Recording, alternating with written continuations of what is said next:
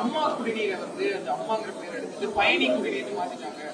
எல்லாமே முந்தைய ஆட்சியினுடைய பெயரை மட்டும் எடுத்து ஸ்டிக்கர் போட்டு ஒட்டிருக்காங்க. பெயர் மட்டும்தான் இங்க மாறுது, வேற எந்த மாற்றமும் இல்லைன்னா அதிமுக சரி திமுக தொடர்ந்து குற்றச்சாட்டு வைக்கிறாங்க.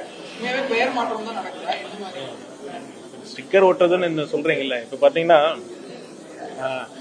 நீதி கட்சி கொண்டு வந்த நம்ம ரிசர்வேஷன் தான் இப்ப ஃபாலோ பண்ணிட்டு இருக்கோம்.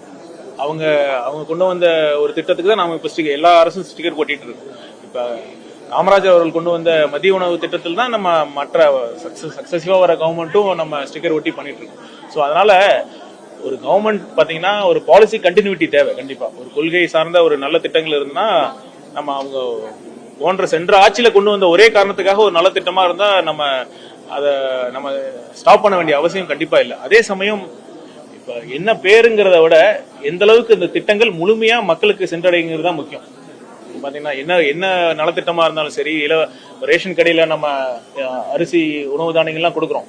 அது கொடுத்தா மட்டும் போதாது, தரமானதா கொடுக்கணும். அங்க இருக்கிற எந்த லீக்கேஜஸ் இல்லாம பார்க்கணும். அதுதான் நம்ம கரெக்டா நம்ம பார்க்கணும். இந்த அரசு கண்டிப்பா ஒரு நேர்மையான ஊழலற்ற ஒரு நிர்வாகத்தை இந்த இடத்துல நம்ம